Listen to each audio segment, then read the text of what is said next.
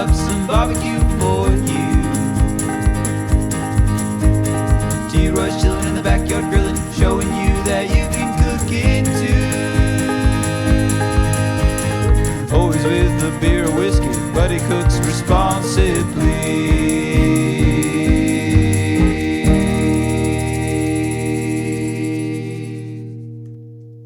Hey everybody, welcome to T-Roy Cooks. Appreciate you joining, and welcome to another Tuesday chat with old T-Roy. Man, y'all asked a bunch of questions over the last couple of chats, and I sincerely apologize that last live was so out of focus. I knew something didn't look right on my end, but I'm gonna see if I can fix that. It wasn't, my lens is clean for you guys that were saying clean the lens. It's the way I've got the metering set up on the thing to what to put in focus. Okay, so I had to change that. Hopefully it'll work on this one. We're not live today, as you can tell. So, and folks, I'll be honest up front with you. I don't have time to put the questions in the description box on this one. So if any of you guys want to do that for me, I would appreciate it, and I will pin your comment to the top. So if you want, go for it. I appreciate the help. I'm actually going to be going to Justin's tomorrow morning. I'm leaving. Today's Sunday. So I'm filming this today, Sunday, so that I can have it going on my channel Tuesday while I'll be out of town. So we'll get that straight. But yeah, man, thanks for all the questions. Had a bunch of them. Usually I'd like to do about 12, 15 maybe. I think I had almost 20.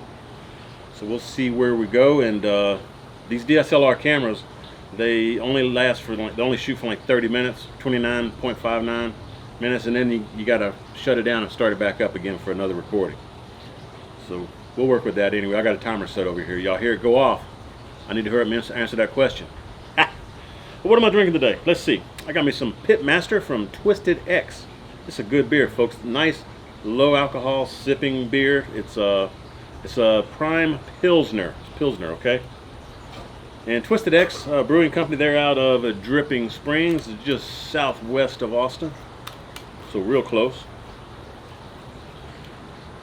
Let's see if I can get that open. I don't have no dang fingernails, y'all. Hang on. I got it.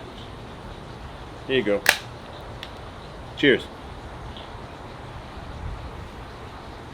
Man, I was looking over some of the questions. Y'all asked some really good questions this time too. So folks, if it's your first time here, this is where I answer your questions. If you've got a question for me, put it down in the comment section down below on the most recent chat that's on my channel, okay?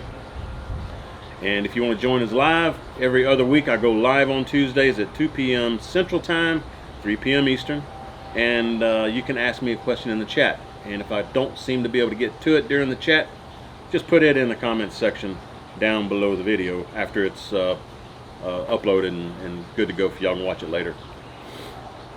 Let's get to it, man. We'll see what we got here. First question is from William Rose. Oh, sorry, William Ross. Sorry about that, William. William says, good day and cheers from Sydney. Well, cheers to you. Appreciate that. I got a bunch of fans down in Australia, man. I appreciate you guys down under helping old T-Roy out, man. I'm gonna have to come visit Australia one day, man. Y'all got some nice cooks down there on the beaches and stuff, I'll tell you. What's the question is, he says, I was wondering how you store your temp probes for thermometers. I've accumulated a few thermometers myself over the years, and it's becoming a bit of a tangled mess. Thanks, mate, and keep up the great work. Yeah, William, I usually like to keep the probes with the sending and receiving unit that it came with, and I'll throw all that together in a Ziploc bag, you know, one of them zip tied type bags, you know. That way, I mean, some probes will fit other manufacturers' send and transmit and receive units, but I just like to keep them all together, you know. And some probes are better than others. You know, I was mentioning that I had a Barbecue Guru.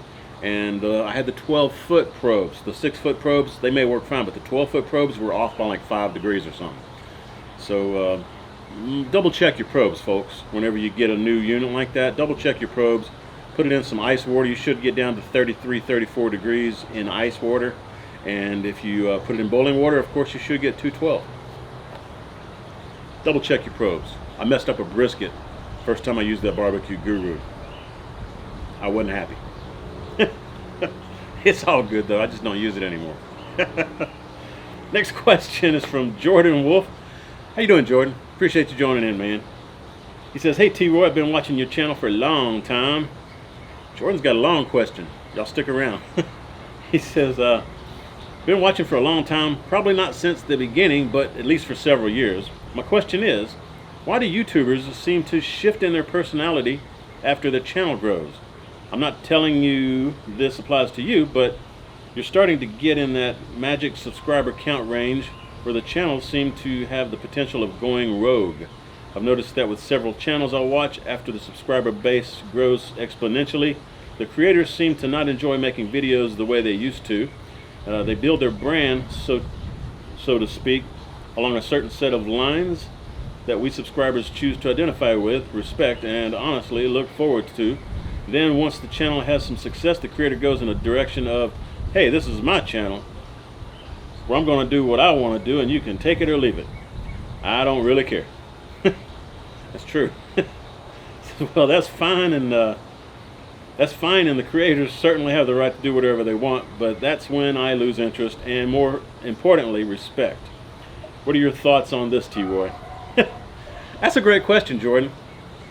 I think a lot of it has to do with the amount of time that the creator can spend with their fans. When you start getting above like 75,000 subscribers, man, it's difficult to keep up with all the comments, answer your social media that people are sending you direct messages to, people sending pictures and stuff all the time. It's a lot of work involved, and if you've got a family, you got to choose between whether you want to continue to do all that heavy lifting on your channel or kind of let the channel do its own thing and spend time with your family and keep your family, because family's more important than some stranger somewhere else. I mean, I love all you guys, but I don't really know you guys. I like interacting with you, but if I saw you walking down the street, I wouldn't know who you are. You probably know who I am, but it's just one of those things where, and I do my absolute best to try to stay humble and try to remember, like, I've got like 5,000 or 6,000 subs. I don't think I will ever get a big head, and totally disassociate myself with you guys, because I like the interaction, which is why I'm doing these Q&As, the live chat and the taped chats. I get to hear back from you, give you feedback from me, and we learn. I learn from you guys, you learn from me, and it is truly fantastic meeting all of you whenever I see you out at a restaurant or a gas station or a convenience store, wherever it may be, in the mall or something. If you see me, hit me up, ask me for a picture. I'd appreciate it. So anyway, it's great meeting all you guys. So hopefully that doesn't happen to me, is what I'm getting at, Jordan. But I understand why a lot of those large channels, they change their emphasis on what's important to them. It's mainly because they're so bombarded with so many people hitting them all at once with questions, comments, pictures, just whatever, asking them for favors and stuff. It's a lot to handle, and you'll go crazy trying to keep up with it all. So remember, I started having that issue around 75,000, where I can't respond to all the comments like I did when I was a smaller channel. I just can't do it. But I like these chats because you guys ask me questions. I don't have to answer them directly in the comments section. I answer them here for you guys. So thanks for all the questions. That's a great question, Jordan, but hopefully I'll stay humble. Hopefully I'll stay the true person that I am, and I'll always cherish all you guys, because I would be nobody without you guys, okay? I keep that in the back of my mind too. I'd be absolutely nobody. I'd just be an ordinary Joe. But you guys have made it possible for me to get on here and teach and learn and recommend stuff, help you guys out as much as you help me. So thank you. Appreciate it. Next question we have is from Matthew Douglas. He says, hey T-Roy, cheers from Arkansas. Cheers to you, Matthew. Arkansas, man, I like Arkansas. Arkansas is real pretty. Had a recent trip up through the Ozarks, man. Really, really pretty. I loved it. That was before all the flooding hit, thank God. But yeah, got a lot of flood damage up in there now. Let's see. He's got two questions. He says, I'm thinking about getting a Lone Star Grill 20 by 36. Curious why you chose this size over the 42. And can you talk about how much meat capacity it has? I got the 20 by 36 because it's just me and Karen most of the time. Me and the wife and I'm usually just cooking a brisket or a couple of racks of ribs or a couple of whole chickens, you know, that kind of thing, spatchcock chicken. So it's not a lot of meat going on. Now, I will say I do load it up pretty good whenever I have pool parties and have some of my friends over, or YouTube friends and stuff. So if you're doing a lot of gatherings like that, I'd say go ahead and get the 42. And if it's just you and your wife, significant other, girlfriend, kid, whatever, I would say the smaller size. The 30-inch may be even big enough for you. But I like the 36 because it's mid. It's not too small, it's not too big. And I'll tell you, those Lone Star grills are very, very fuel efficient. Trust me when I tell you that, man. Very fuel efficient. It's good stuff. Next question from Matthew. He's got two of them here. The second question is, I've owned the 18-inch Weber Smokey Mountain for about 5 years now, and I love it. Boy, that Weber Smokey Mountain's a great cooker, isn't it? I love that smoker, man. I've had mine like 6 years, I think. Maybe 7. I love it. Love it. And it still looks great, too. He says, is there anything you prefer on the Weber Smokey Mountain versus the Lone Star grill? I'm thinking you're talking about meat-wise.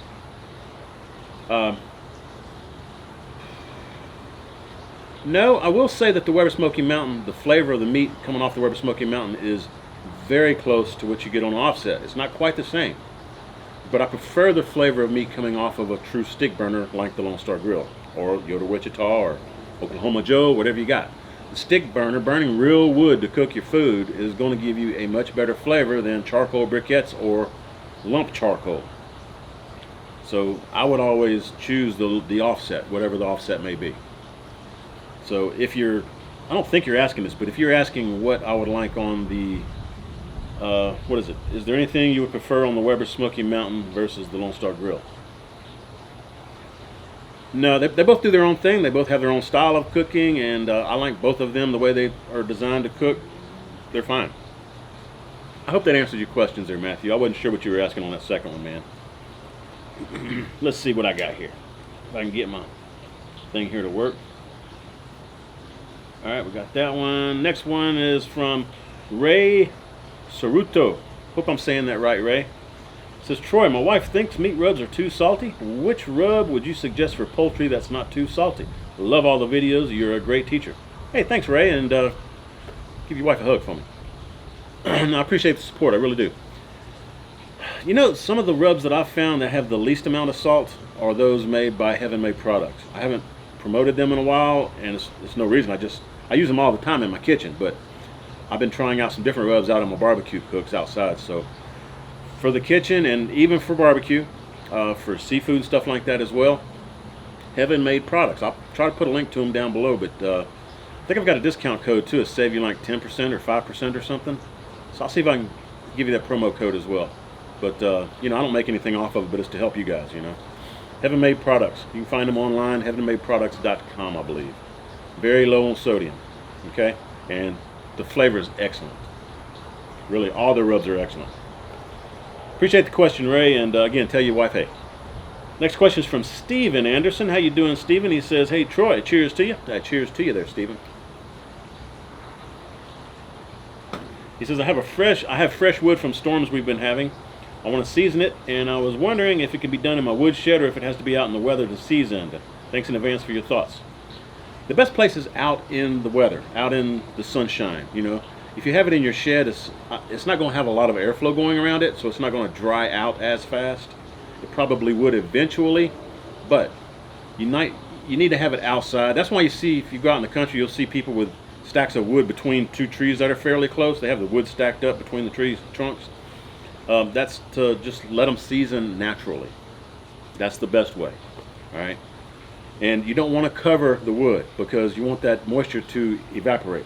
So by covering it, you're going to wind up getting mold on it, mildew, and probably ants and all, you know, termites and stuff in there. So leave it uncovered. Put it out in the open. Stack it up however you want to do it. But leave it out. Let it air dry. That's the best way to do it. And I'd give it a good 6 to 8 months before you try to start using it. Great question, Stephen. Really good question. Next question is from Tom Har 51. How you doing, Tom? Man, you've been around a long time. Cheers to you, brother. Appreciate the years of support. Tom says, hey, Troy, hope all is well. Doing fine and dandy, bro. Appreciate it. Hope you're doing well, too. He says, I love the content you provide. Could you explain the sous vide process for steaks and what your thoughts are on it? I'm thinking about investing in one. Cheers, Tom. Tom, dude, I love sous vide steak. It's the best tasting steak I've ever had in my life, dude. Seriously. What I like to do is to put it in a vacuum sealed bag, you know, and sous vide it at about 118 to 120 degrees for a couple of hours. And what I'll do, I'll stick some butter and maybe some herbs on the steak before I vacuum seal it. And as it's sous videing, that water warms up the butter and makes the herbs pop, you know, some rosemary or thyme or something in there would be excellent. But all that gets all coated around the steak and helps flavor the steak. And then you take it out and it looks like crap, you know, because it's been basically in hot water. So it's got this really dead apple brown look to it or something. Take it out of the vacuum seal bag and grill that baby hot and fast. Just put a sear on it until you get the internal temp that you want. And you're talking about a very juicy, tender, and flavorful steak. That's the way to do it. That's my favorite way to cook a steak right there, man. But my sous vide machine's actually out in my garage and I can't get to it because I got all kind of boxes of stuff in front of it. I just don't feel like maneuvering stuff around to get to it. Otherwise I'd be using it. But I love it. Yeah, I love sous vide. Get you one. You won't go wrong. And you can sous vide fish in it, vegetables, seafood, you know, chicken, whatever you want to do, man. Check out Sous Vide Everything, my buddy Guga. Sous Vide Everything is his channel. He's also got Guga Foods, I think. He's got 2 channels. But check out Sous Vide Everything if you haven't already. And check out all the stuff that he sous vides on there. Really good channel, and Guga's a great guy. Appreciate the question again, Tom. Thanks, man. Ryan Stout says, T-Roy, love all your stuff, man. I hope you're doing well. Yep, doing real good. Appreciate that, Ryan. Hope you're doing well too, man. I'm trying to hurry, y'all, so bear with me. I know I got limited time. Let's see how long we've been going. Been going for 11 minutes. Something like that. No, that's a countdown. I got about 10 and a half minutes left. That's what that is. Anyway, Ryan, back to the question. He says, I was hoping you could do some more cooks on your Lone Star Grill.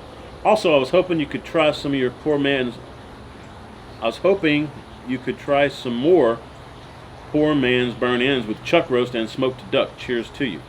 Yeah, Ryan, I could definitely do that, man. Cheers to you. Yeah, I just put up a video with me and Rockin' Robin Cooks doing ribs on the Lone Star Grill. I'll have some more cooks coming up, but I try to show love to all my different cookers, you know. So if I just cooked on Lone Star Grill, likely I'm not going to cook on it for my next cooking video. I'm probably going to cook on something else. So I try to spread the love. I haven't actually cooked on my River Smoky Mountain in a while, so I need to do that. And I've got that flip-flop grill. I've got my kettle. I just shot a video using my Camp Chef, cooking on my cast iron skillet outside. Y'all like that video if it comes out good. I hadn't looked at the footage yet, but hopefully it comes out good. Yeah, so stay tuned. I'll be doing some more cooks. We got a long summer here in Texas, so I got plenty of time. Appreciate the question, Ryan. Next question is from Tim Miller. He says, cheers, brother. Cheers to you, Tim. Tim says, a question for you. I've been seeing some cast iron Kamado style grills going around and wondering if you had any experience with those. Wondering if that would bring some of the versatility of the Kamados without the constant concern of breaking and shattering. Thanks. Tim, I've never heard or seen or used any of those cast iron Kamados you're talking about. I'm not familiar with that at all. I would think that would be a really heavy Kamado. Cast iron is really heavy, especially if it's nice thick cast iron. I mean, think how heavy your cast iron skillet is. And that's little. I can't imagine how heavy. Man, that thing must be 1,500 pounds if it's an actual Kamado, like an 18-inch Kamado or something. Whew, doggy. But cast iron will last you forever if you treat it right. I think the problem with that would be trying to keep it seasoned at first so that it doesn't rust. Now, once you have it seasoned, you know, as long as you don't keep it out in the rain and stuff, it should be okay. But yeah, just I don't know if I would like it because I'll be worried about it rusting out all the time. You know, you have to constantly be cooking on it to season it, and you got to season the outside as well. You know, so it's a lot of seasoning you're gonna have to do on that thing. Plus, put it where you want it because you won't be able to move it. It's gonna be heavier than all get out. But I don't know anything about them. Sorry about that, Tim. Christopher Brown says, Chris, man, you've been around a long time too. Cheers to you, brother. Appreciate all the support. I really appreciate all you fans out there that have stuck around since my beginnings, okay? Y'all been hanging around me since I was like 1,500, 2,500, 5,000 subs. I truly appreciate all the support. And again, I couldn't do this without all you guys, so thank you from the bottom of my heart. We're just cooking and having fun.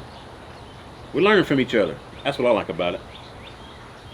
Where was I? Chris Brown, I think.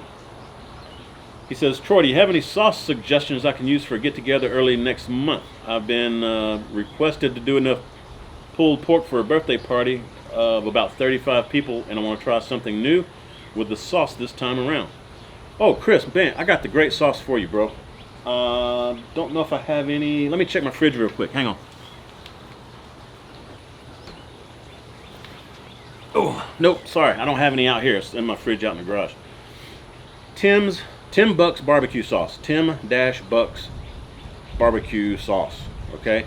Do a search on that. I think it's tim-bucks.com is their website. They're out of the Carolinas, and they make a really, I like their spicy, but I love their sauce on pulled pork. Really tasty, really good. It's not overly vinegary, but it's not, and it's just right in my opinion. It's some of the best sauce for pulled pork or any kind of pork that I've ever had in my mouth, man. It's good stuff, okay? So give them a shot, man. I'll try to put their link down below as well if I remember to do it. But Tim-Bucks, Tim-Bucks, BUCKS.com. Tell them I said hello. You'll love it. You'll love it, man. It's good stuff. Appreciate the question, Chris. Cheers.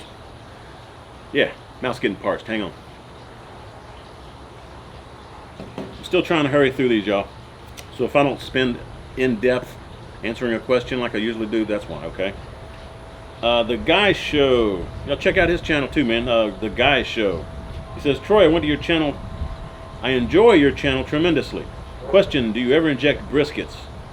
No, not unless the brisket is like select grade, USDA select. I may inject it. But I usually cook with prime. Get the best grade of meat you can. Either prime or Angus, certified Angus is real good. That'd be the two I'd stick with. If you're going with any lesser grade, then yeah, I would inject it. At least inject the flat.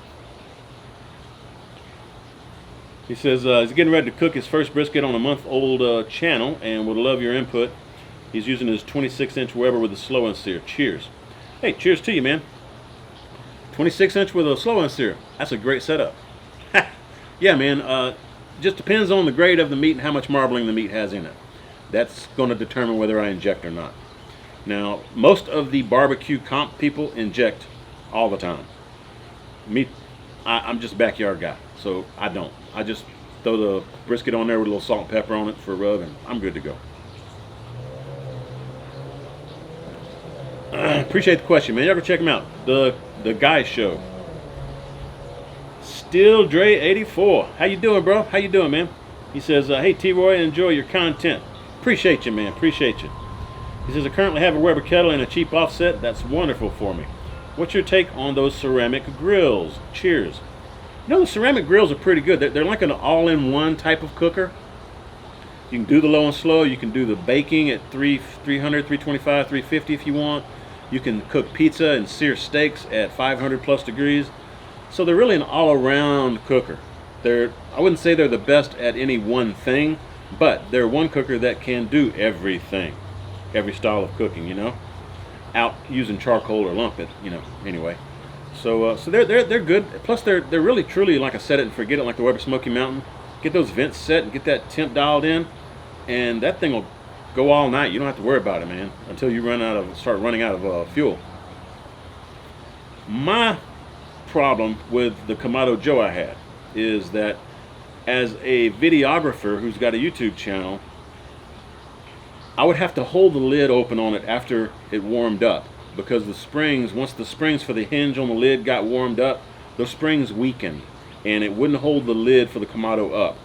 Now, I almost chopped my damn arm off a couple of times trying to shoot video on the Kamado Joe while I was cooking. And I was having to hold the lid up and do the food and move my camera, and it just didn't work for me. But they're great. Kamado Joes are great. Big green eggs are great. The Primo XLs are good. Those are good too. There are good cookers. I just had an issue with the hinge and the spring mechanism holding the lid up on my Kamado Joe, okay? And I will say, when you're cooking low and slow, let's say 225, 250, you've got to close those vents down so much that you're really smoldering the fire, and you get a little bit of that smoldering flavor in the meat.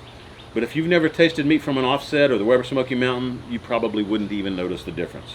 So go for it. If you like that style of cooking, go for it. That's my only issues with it, is that lid hinge and the low and slow. You get a little slight smoldering smoke flavor. But they're great cookers, man. Set it and forget it. And very, very fuel efficient. Very fuel efficient. Oh, my mama texted me. How much time we got left? I got a minute and a half left. Let's see. Grandpa Grills, Santa Maria Barbecue Grills. Another YouTuber out there. He says, T-Roy, you good looking man, what kind of camera are you using? I need to get one. I want to start making videos. I appreciate that, Grandpa. I'm using a Canon EOS R, and I've got the Canon 24 to 105 millimeter lens on it. And I'm using a VidMic Pro Plus microphone on there. It's a shotgun mic. So yeah, I'm still getting used to this Canon EOS R. It's kind of hefty in price, around $2,200-$2,400, somewhere in there. Plus you got to get lenses, you know. Sometimes you can find a deal on it, you know, but I paid the full price for it. I also got a new camera that I just purchased last week, actually. I found it used off of B&H, and it's the Sony A7 III. And I got a kit lens with it, 24 to 70, I think, millimeter. So I shot some close-ups using the Sony camera on that video I was telling you I shot on my Camp Chef with my cast iron skillet. So my main camera is going to be this one, and the Sony AR3 is going to be my close-up and my B-roll footage, and hopefully I get that worked out like that.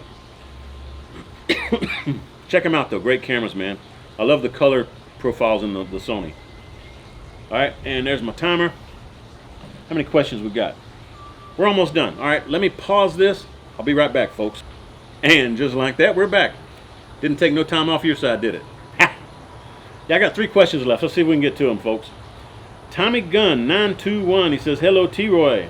I believe I've seen that you have a Kamado Joe. If so, it appears you don't use it often. Do you not like it? I'm going to be getting one soon. Seems to have better features and a better price than a Big Green Egg. Yeah, you're right, man. The Kamado Joe brand has a lot of new innovative stuff that the Big Green Egg's kind of fallen behind on. And the newer version of the Kamado Joe is actually really good. All right, I had the original version of the Big Joe, and when I was telling them about my complaint with the lid hinge thing, they were developing the new version. So I guess they stopped making parts for the old version, I'm guessing, because they never sent me a new hinge or anything. But anyway, I just explained what happened with my Kamado Joe, and I no longer have it. I got rid of it. So it was just dangerous for me to try to cook and shoot videos with it. You know, it cooked fine. It was just difficult to do a video using it in my case. Thanks for the question, Tommy. I appreciate it, brother. Cheers to you. We recording up there? Yeah, we recording. All right. Brax B says, hey, T-Roy, you the man. I appreciate that, Brax. Thanks, man. Since I was just wondering what line of work you were in before you retired. Were you a mechanic like Moonshine? Thanks for all the great content, and cheers to you, brother. Hey, cheers to you, Brax. Thanks, man. For those of you that don't know, he's talking about Moonshine. Over at Moonshine's Roadhouse on YouTube is my brother Sean. And my brother Sean is a diesel mechanic in Baton Rouge, actually. No, I never was a mechanic. I mean, I've rebuilt motors and transmission, stuff like that, but that's not something I wanted. I didn't want to be a grease monkey, man. I wanted to be behind the desk at a computer in an air-conditioned environment. I'm lazy. What can I say? I worked for a local internet service provider. I was an engineer that watched the network and tried to prevent people from being able to hack into our network, and also looked for bad actors on the network and would help identify where they were and get law enforcement out there to take care of them. So I work closely with law enforcement most of the time. Good times. But I retired a couple of years ago, and thank goodness I've got a fantastic wife that allows me to do this YouTube stuff full time.